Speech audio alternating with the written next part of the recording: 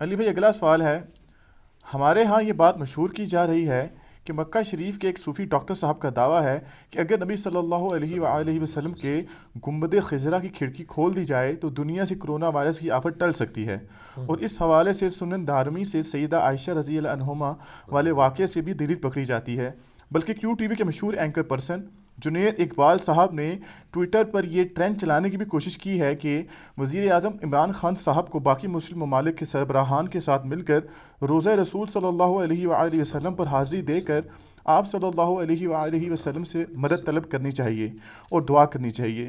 Please قرآن و سنت کی روشنی میں ان تمام باتوں کی تصدیق یا تردید فرما دیں، شکریہ۔ دیکھیں جی، جہاں تک دعا کا تعلق ہے وہ تو میں بھی حق میں ہوں کہ روزہ شریف دعاؤں کی قبولیت کی جگہ ہے، اس میں کوئی شک نہیں ہے۔ باقی یہ جو کچھ ٹرینڈ چلا رہے ہیں اور اس میں باقی عقائد امت کو بتانے کی کوشش کر رہے ہیں، یہ جنید اقبال صاحب، یہ بالکل کتاب و سنت کے منافی ہے۔ میرے بھائیو، جہاں تک قبر رسول صلی اللہ علیہ وآلہ وسلم کی حاضری کا تعلق ہے تو اس میں کوئی شک نہیں ہے کہ اس روئے ارض پہ چند بڑی نیکیوں میں سے ایک نیکی ہے۔ ایون امام ابن تیمیہ المتوفہ 728 ہجری، جنہیں اہل حدیث جو ہیں وہ شیخ الاسلام بھی کہتے ہیں، وہ اس معاملے میں بڑے سخت تھے، اور انہوں نے اپنے زمانے کے ایک دوسرے شیخ الاسلام جو صوفی شیخ الاسلام تھے، امام علی السبکی المتوفہ 756 ہجری، ان کے خلاف باقاعدہ کتاب بھی لکھی اور ان کا رد کرنے کی کوشش کی۔ میں تو خیر دونوں کے ساتھ ایگری نہیں کرتا ہوں، دونوں ہی ایکسٹریم رویوں پہ ہیں، بل اس میں انہوں نے خود یہ بات مانی، فتاوی ابن تیمیہ میں موجود ہے کہ قبر رسول کی حاضری اس روئے ارض کی بڑی نیکیوں میں سے ایک نیکی ہے، اس میں تو کوئی شک نہیں ہے، اور صحابہ کرام علیہم رضوان کا عمل ہے اس کے اوپر۔ صحیح بخاری اور صحیح مسلم کی متفق علیہ حدیث ہے کہ میرے گھر سے لے کر میرے ممبر تک جنت کے ٹکڑوں میں سے ایک ٹکڑا ہے جسے ہم ریاض الجنہ کہتے ہیں۔ پاکستان والوں نے تو ادھر پاک پتن میں بہشتی دروازہ بنایا ہوا ہے، اصل میں جو بہشتی ٹکڑا ہے وہ مدینہ شریف میں ہے، جس پہ امام بخاری نے پھر باب باندھا ہے اس حدیث کے اوپر کہ قبر رسول سے ممبر رسول جنت کا ٹکڑا ہے، کیونکہ آج کی ڈیٹ میں نبی صلی اللہ علیہ وآلہ وسلم، سیدنا ابو بکر و عمر رضی اللہ تعالیٰ عنہما کی قبریں اسی روضہ شریف والے پورشن میں ریاض الجنہ کے اندر ہے۔ صحیح مسلم میں حدیث ہے کہ مدینے کے مصائب پہ صبر کرو، جو مدینے کے مصائب پہ صبر کرے گا اور مدینے کو نہیں چھوڑے گا، میں قیامت والے دن اس کا شفیع بنوں گا۔ جامعہ ترمذی میں حدیث ہے، جو شخص مدینے میں رہتا ہے اسے چاہیے کہ وہ مدینے ہی میں مرے، مدینے سے باہر یعنی نہ نکلے۔ جو مدینے میں مرے گا میں اس کا شفیع بنوں گا قیامت والے دن، نبی الاسلام نے فرمایا۔ صحیح بخاری میں ہے کہ حضرت عمر یہ دعا کیا کرتے تھے کہ اے اللہ مجھے مدینے میں موت دینا اور شہادت کی موت دینا، اور اللہ تعالیٰ نے یہ دعا، دونوں دعائیں ان کے حق میں قبول کی الحمدللہ، اور تیسری تو اللہ نے ان کو تحفہ دیا کہ روضہ شریف میں ساتھ دفن ہوئے الحمدللہ۔ تو وہ بابرکت جگہ ہے۔ عبداللہ بن عمر کے بارے میں آتا ہے رضی اللہ تعالیٰ عنہما، 4 کتابوں میں کم از کم ملتا ہے، الموطا امام مالک میں، المصنف ابن ابی شیبہ میں، سنن الکبریٰ البیہقی میں، فضل الصلاۃ علی النبی میں، کہ جب کبھی وہ اپنے گھر سے مدینہ شریف سے نکل کے کسی جگہ سفر پہ جاتے یا سفر سے واپس آتے، دونوں ایکٹیویٹیز میں پہلے مسجد نبوی میں 2 نفل پڑھتے، پھر نبی الاسلام کے قبر مبارک پہ آ کے عرض کرتے السلام علیکہ یا رسول اللہ، اور پھر سیدنا ابو بکر کی قبر پہ آ کے عرض کرتے السلام علیکہ یا ابا بکر، پھر سیدنا عمر کی قبر پہ آ کے عرض کرتے السلام علیکہ یا عمر، ایک روایت میں آتا ہے یا ابا، اے میرے باپ آپ پہ سلام، اور یہ آپ کی روٹین تھی۔ تو اس سے صحابہ کرام کا جو شغف ہے قبر رسول کی حاضری کا وہ پتہ چلتا ہے۔ پریکٹیکلی تو اب خیر قبر تک کو پہنچ نہیں سکتا، یہی سارے رولز اب جالی شریف کے لیے بھی لگیں گے کہ جالی کے باہر اب تو خیر انہوں نے باقاعدہ وہ 3 سوراخ بنائے ہیں، ایک بڑا سا سوراخ ہے اور اس پہ لکھا ہے یہ نبی الاسلام کا چہرہ اقدس اس کی سیدھ میں ہے، پھر سیدنا ابو بکر اور سیدنا عمر، کیونکہ قبریں اس طرح بنی ہیں کہ سب سے آگے نبی الاسلام کی قبر مبارک ہے، نبی الاسلام کی پیٹھ والی سائیڈ پہ جہاں آپ کی کمر کی سمجھ لیں سینٹر بنتا ہے نا، ادھر سیدنا ابو بکر کا جو ہے وہ چہرہ ہے، اور جہاں پہ سیدنا ابو بکر کی کمر بنتی ہے نا ان کے پیچھے سیدنا عمر کا چہرہ اور یوں، اور یہاں پہ ایک قبر کی جگہ خالی ہے جہاں پہ سیدنا عیسیٰ علیہ السلام دفن ہوں گے۔ المستدرک للحاکم کے اندر اور کتابوں کے اندر یہ ملتا ہے۔ تو روضہ شریف پہ بھی جو حاضر ہوگا اسی طریقے سے سلام عرض کرے گا، اس پہ تو اجماع ہے۔ روضہ شریف پہ حاضر ہوں، روضہ شریف جو ہے وہ شعائر اللہ میں سے ایک، اللہ کی نشانیوں میں سے ایک نشانی ہے، دعاؤں کی قبولیت کی جگہ ہے، اس میں کوئی شک نہیں ہے۔ بلکہ جو لوگ بھی مدینہ شریف حاضری دیتے ہیں میں تو ان سے ریکویسٹ کرتا ہوں کہ روضہ شریف پہ جا کے جب آپ دعا کریں اللہ کے حضور تو میرے لیے بھی دعا کریں۔ باقی روضہ شریف پہ جا کے نبی الاسلام سے کچھ نہیں مانگنا ہوتا، یہ بات غلط ہے۔ دعا صرف اللہ ہی سے کرنی ہے، وہ جگہ دعاؤں کی قبولیت کی جگہ ہے۔ صلاۃ والسلام عرض کریں۔ سنن نبی داؤد میں حدیث ہے، اور یہ قبر رسول والے چیپٹر میں، قبروں کی حاضری والے چیپٹر میں امام ابو داؤد لے کے آئے ہیں کہ جو شخص میری قبر پہ سلام عرض کرے گا اللہ میری روح لوٹا دے گا اور میں اس کے سلام کا جواب بھی دوں گا۔ تو یہ سلام کا جواب دینا، روح کا لوٹنا، یہ برزخی ہے، یہ اس دنیا کی چیز نہیں ہے۔ اور اگر کوئی کہتا ہے یہ حصی ہے اور دنیاوی ہے تو پھر ہم اس کو اینٹی وینم الزامی جواب، پھکی والا جواب دیں گے کہ اگر یہ دنیاوی ہی ہے تو قبر مبارک سے پھر آواز باہر بھی آنی چاہیے۔ اگر آپ کہہ رہے ہیں یہ فزیکلی سن رہے ہیں تو پھر جواب فزیکلی آنا چاہیے، تو کسی نے کبھی فزیکل جواب تو نہیں سنا، تو وہ جواب بھی برزخی ہے اور ہمارا سلام کا پہنچنا بھی برزخی ہے۔ جیسا کہ بخاری مسلم میں آتا ہے، نبی الاسلام نے فرمایا جب تم پڑھتے ہو السلام علیک ایھا النبی ورحمۃ اللہ وبرکاتہ، السلام علینا وعلی عباد اللہ الصالحین، تو زمین و اسمان میں ہر نیک بندے تک اللہ تعالیٰ سلام کو پہنچا دے گا۔ سنن نسائی میں حدیث ہے کہ آپ صلی اللہ علیہ وآلہ وسلم نے فرمایا کہ اللہ کے کچھ فرشتے ہیں جو زمین میں سیاحت کرتے ہیں اور میرے امتیوں کا سلام میرے تک پہنچاتے ہیں۔ سنن نبی داؤد میں حدیث ہے میری قبر پہ میلہ نہ لگانا، تم دنیا کے کسی بھی حصے میں درود پڑھو گے اللہ تعالیٰ تمہارا درود میرے تک پہنچا دے گا۔ صلاۃ بر محمد وآل محمد، اللہم صلی علی محمد وعلی آل محمد، یہاں سے بھی صلاۃ والسلام پہنچ رہا ہے۔ جامعہ ترمذی میں حدیث ہے جو شخص اللہ کا ذکر اور درود شریف پڑھ کے اللہ کے حضور دعا کرتا ہے اللہ تعالیٰ اس کی دعا قبول کرتا ہے۔ وہ یہاں سے بھی ہو سکتی ہے، بل وہ ظاہر ہے زیادہ متبرک جگہ ہے، ضرور جائیں۔ باقی جو گنبد خضرا کی کھڑکی والا جو مسئلہ ہے نا، وہ اکثر پوسٹیں بھی شیئر ہوئی ہوتی ہیں، گنبد خضرا کے اوپر ایک کھڑکی ہے جی۔ پہلی بات ہے گنبد خضرا تو نبی علیہ السلام کے زمانے میں ہے ہی نہیں تھا، یہ تو آپ علیہ السلام کی وفات کے 650 سال بعد 668 ہجری میں ایک فاطمی بادشاہ تھا جس نے منت مانی تھی اور اس نے یہ لکڑی کا گنبد لا کے سیدہ عائشہ کے حجرے کی چھت پہ رکھ دیا تھا۔ اگر وہ گنبد ہٹا بھی دیا جائے تب بھی نبی علیہ السلام کا قبر مبارک جو ہے وہ ایک حجرے کے اندر ہے، اور وہ جامعہ ترمذی میں حدیث ہے کہ اللہ تعالیٰ نبی کو وہیں پہ موت دیتا ہے جو جگہ اس کے لیے پسند کرتا ہے۔ اسی حدیث کے تحت حضرت ابوبکر نے نبی علیہ السلام حضرت عائشہ کے حجرے میں فوت ہوئے تھے، وہیں پہ اسی چارپائی کے نیچے قبر نکلوائی تھی۔ یہ نہیں ہے کہ آپ کے لیے کوئی مزار یا کوئی کمرہ بنایا گیا تھا، ایسا نہیں تھا۔ ورنہ تو باقی صحابہ کرام کے مزار، نبی علیہ السلام کی اپنی 3 بیٹیاں آپ نے اپنے ہاتھوں سے دفن کی ہیں جو جوان فوت ہوئی ہیں، ان کے تو مزار نہیں آپ نے بنوائے۔ مسلم شریف میں حدیث ہے میں تمہیں منع کرتا ہوں قبروں کو پکا کرنے سے، قبروں پہ عمارت بنانے سے اور قبروں پر بیٹھنے سے۔ مجاور بن کے بیٹھنا بھی منع ہے اور ویسے بیٹھنا بھی منع ہے۔ تو وہ صحابہ کرام، تابعین، تبع تابعین ڈرتے تھے کہ نبی علیہ السلام کی قبر مبارک کے اوپر کوئی عمارت تعمیر نہ کی جائے اس طرح کی، اسی لیے انہوں نے گنبد خضرا نہیں رکھا۔ حالانکہ اسی دور میں صحابہ ہزاروں زندہ ہیں۔ عبد الملک بن مروان کے دور میں قبۃ الصخرہ رکھا گیا تھا،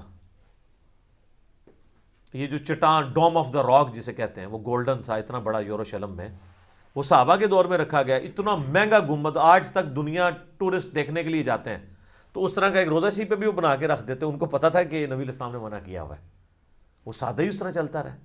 یہ بعد میں 668 ہجری میں رکھا گیا۔ وہ کہتے ہیں جی حجرہ عائشہ کی چھت کے اوپر کوئی روشن دان تھا، اس کے ایگزیکٹ اوپر انہوں نے وہ گنبد کا بھی روشن دان کھولا ہوا ہے۔ تو پہلے تو یہ جھوٹ ہے کہ جو یہ حضرت عائشہ والی روایت پیش کرتے ہیں سنن دارمی سے کہ وہ گنبد کی کھڑکی نہیں کھولی تھی، گنبد ہے ہی نہیں سی تو، وہ چھت کی کھڑکی کا واقعہ، اور یہ واقعہ بھی، اس کی روایت بھی کمزور ہے۔ یہ عمر بن مالک النکری راوی ہیں، ثقہ ہیں، صدوق ہیں، وہ روایت کر رہے ہیں ابو الجوزا سے، وہ بھی ثقہ ہیں، صدوق ہیں۔ لیکن جو ان کی آپس کی جو روایت ہے نا، یہ روایت غیر محفوظ ہوتی ہے. اب یہ ایک ٹیکنیکل ڈسکشن ہے، اسے جرا مفسر کہتے ہیں، وہ میں اب آپ لوگوں کے سامنے نہیں کرنا چاہتا. جنرل میں آپ کو بتا رہا ہوں کہ امام ابن حجر اسقلانی نے التہذیب التہذیب جو اسماء و رجال کے اوپر، اور آپ سمجھ لیں کہ حدیث کے فن کے اوپر ایک کتاب پوری دنیا میں مانی جاتی ہے، انہوں نے باقاعدہ لکھا ہے کہ یہ جرا مفسر ہے. امام ابن عدی نے بھی کہا ہے کہ کم از کم 10 روایتیں ایسی ہیں جن کے اوپر منکر روایتیں ہیں اس کی، جو بیان کی ہیں عمر بن النکری مالک النکری نے ابو الجوزا سے، ان میں یہ روایت بھی شامل ہے. تو کہ جی وہ بارش نہیں ہو رہی تھی تو سیدہ عائشہ نے کہا کہ وہ کھڑکی کھول دو روشن دان اوپر چھت کی، تو ایکسپوز ہو جائے گا آسمان اور بارش شروع ہو جائے گی. کہتے ہیں بارش شروع ہو گئی اور وہ بارش والا سال کہلایا، سبزہ ہوا. ہم یہ کہتے ہیں کہ یہ کھڑکی والا مسئلہ حضرت عمر کو تو نہیں پتہ چلا. صحیح بخاری میں موجود ہے 1010 نمبر حدیث، 1010 نمبر. انس ابن مالک کہتے ہیں کہ حضرت عمر کے زمانے میں جب بھی قحط پڑتا تو ہونا تو چاہیے تھا وہ کھڑکی کھلوا دیتے، یہ نہیں ہے. تو عباس ابن عبد المطلب کو لے کے اللہ کے حضور پیش ہوتے ہیں نماز استسقاء کے بعد، کہتے ہیں کہ اللہم انا کننا نتوسل الیک بنبینا صلی اللہ علیہ وآلہ وسلم. اے اللہ ہم تیرے حضور اپنے نبی کا وسیلہ اختیار کرتے تھے، یعنی ان سے دعا کرواتے تھے. اب تو ظاہر آپ فوت ہو چکے ہیں تو ہم ان کے چچا کو لے کے ہیں تو بارش نازل ہو جاتی. انہوں نے تو کوئی کھڑکی نہیں کھلوائی ہے. اس طریقے سے وہ ضعیف روایتیں پیش کرتے ہیں. قبر رسول پہ ایک جو ہے وہ اعرابی حاضر ہوا اور اس نے عرض کیا، اور اس طریقے سے دیکھیں وسیلہ اور توسل ایک بالکل ڈیفرنٹ چیز ہے، لیکن ڈائریکٹ نہیں آپ مانگ سکتے. میرا پچھلے دنوں ایک کلپ بھی ریکارڈ ہوا ہے، لاکھوں لوگوں نے دیکھا ہے. وسیلہ کے نام پہ دھوکہ. وسیلہ اور چیز ہے، وسیلے سے ہمیں کوئی انکار ہی نہیں ہے. اصل چیز ہے کہ آپ ڈائریکٹ نہ جا کے مانگیں. اب مسلم شریف میں حدیث ہے کہ حضرت عمر ان لوگوں میں شامل ہیں جنہوں نے ایک سفر کے دوران جب پانی ختم ہو گیا تو نبی علیہ السلام کو ایک پیالے میں پانی دیا اور کہا یا رسول اللہ آپ کے تو ہاتھوں کی برکت ہم نے کئی دفعہ دیکھی، اپنا ہاتھ رکھیں تو اس سے پانی کے چشمے جاری ہو گئے. تو وہ پھر وہ چشمہ اگر جاری ہوا ہے تو وہ قبر رسول پہ جا کے بھی کہہ سکتے تھے یا رسول اللہ آپ اپنا ہاتھ مبارک قبر سے نکالیں، جو بعد میں شیخ زکریا کاندلوی نے فضائل حج میں اور فضائل درود میں لکھ دیا، اور فضائل سنت میں لکھ دیا الیاس قادری صاحب نے کہ جی وہ شیخ احمد رفاعی کے لیے نبی علیہ السلام نے 550 سال بعد 555 ہجری میں 90,000 لوگوں کی موجودگی میں سر یعنی اپنا ہاتھ مبارک باہر نکالا بوسے کے لیے. تو حضرت عمر نے تو نہیں کہا آپ ہاتھ مبارک نکالیں اور اس میں آپ رکھ دیں. میں نے تو دیکھا بھی ہوا ہے، جنہوں نے ڈائریکٹ دیکھا تھا انہوں نے یہ کام نہیں کیا. سب سے زیادہ تو وہ حقدار تھے، ان کو پتہ تھا اب رسول اللہ سے ہماری کمیونیکیشن نہیں ہو سکتی، نیور.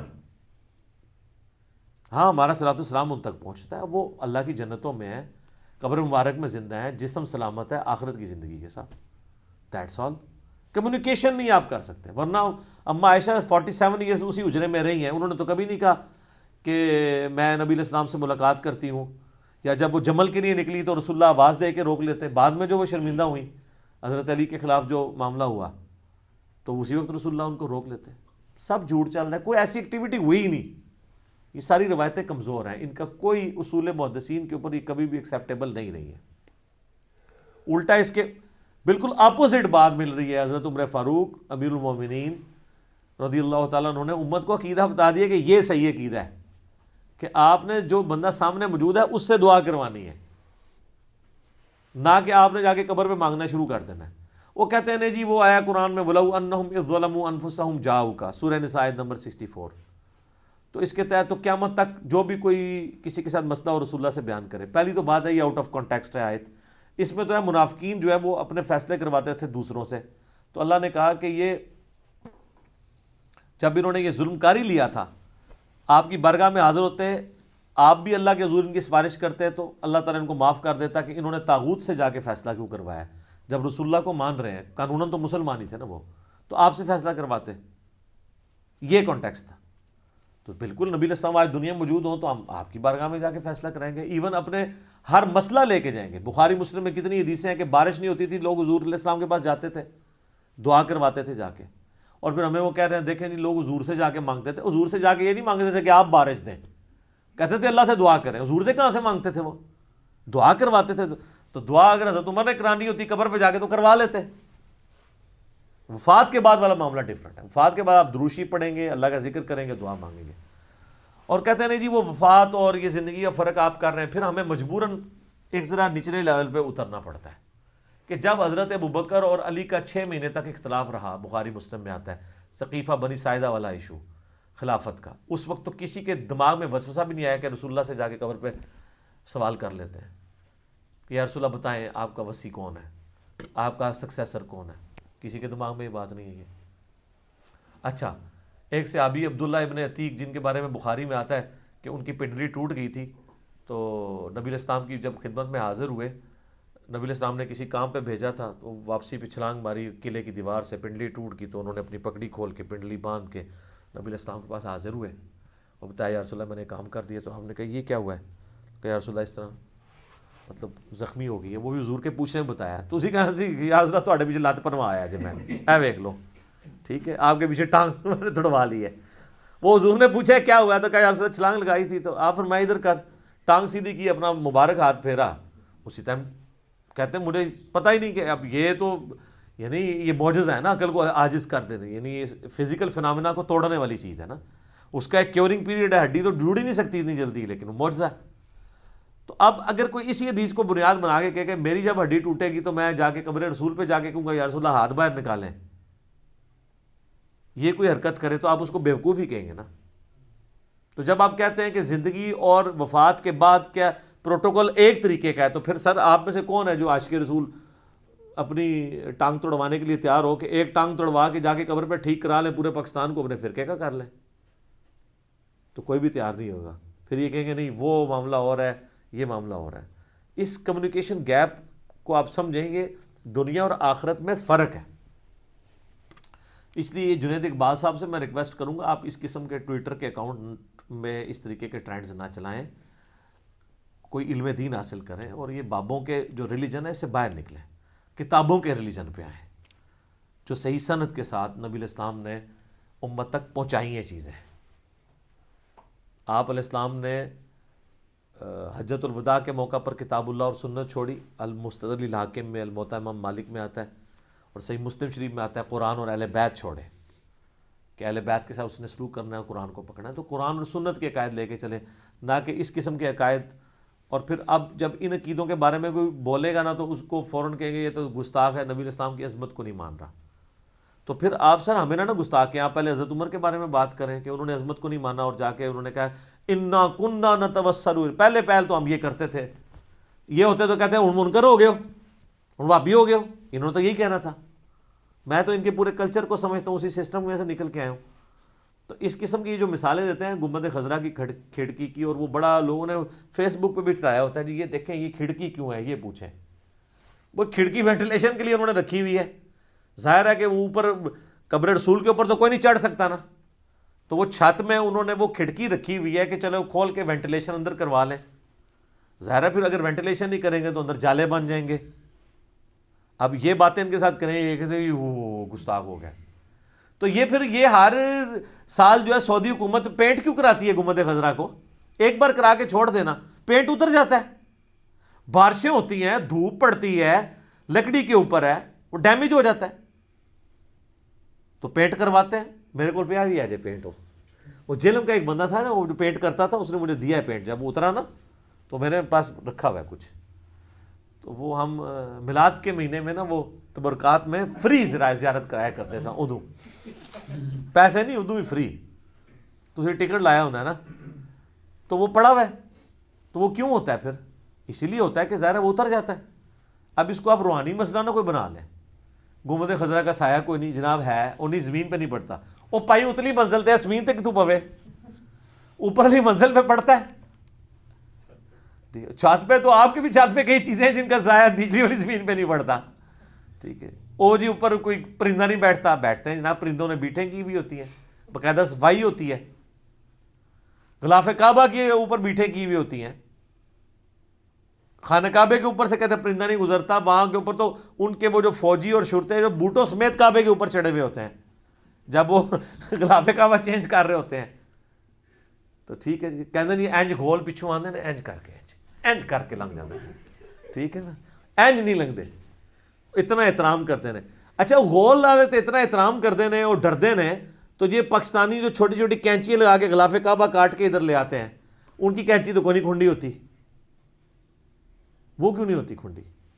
سب کچھ کہانیاں چل رہی ہیں. لیکن ظاہر ہے کہ یہ سب ہم یہی آپ سے کہیں گے کہ مرنے سے پہلے اے مسلمان کر لے اس پہ غور.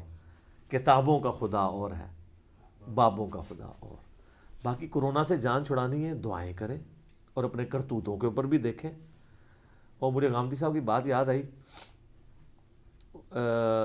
اس سے پہلے بھی ایک اور مسئلہ اٹھا تھا 3-4 سال پہلے، تو اس وقت نا تقی عثمانی صاحب نے اس وقت بھی ایک وہ چیز چھوڑی تھی کہ 70,000 دفعہ سورہ الشمس پڑھ کے نا تو نبی الاسلام نے خواب میں ایک بزرگ کو کہا کہ وہ ٹل جائے گا صاحب. تو اس پہ غامدی صاحب نے کہا تھا بڑے احترام کے ساتھ، قرآن نے اور سنت نے ہمیں بتایا ہے کہ عذاب آتے کیوں اور ٹلتے کیسے ہیں.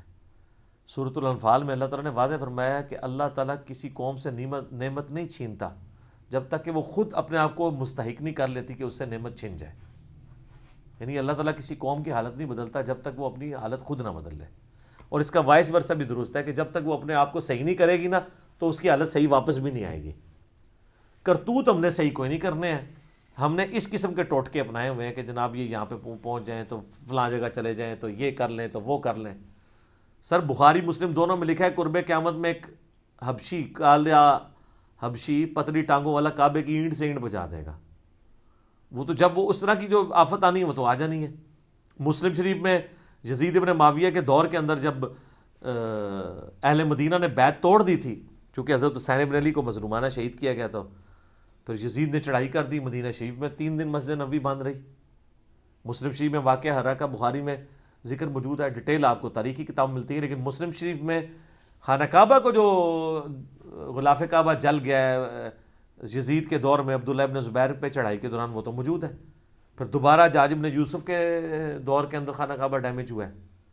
تو وہ ابرا کے لیے ایک ہی دفعہ لشکر جو ہے نا اللہ تعالیٰ نے برباد کیا ہے، یا ابراہیم علیہ السلام کے لیے ایک ہی دفعہ آگ جو ہے وہ ٹھنڈی ہوئی ہے. اس طرح یہ روز روز نہیں ہے اس طرح کے معاملات ہوتے، نہ ان کو لے کے اس طریقے سے چلنا چاہیے. لہٰذا ٹرینڈ چلانے بند کرو، کوئی صحیح گال امت نو دسو جو کتاب و سنت میں لکھی ہوئی ہے.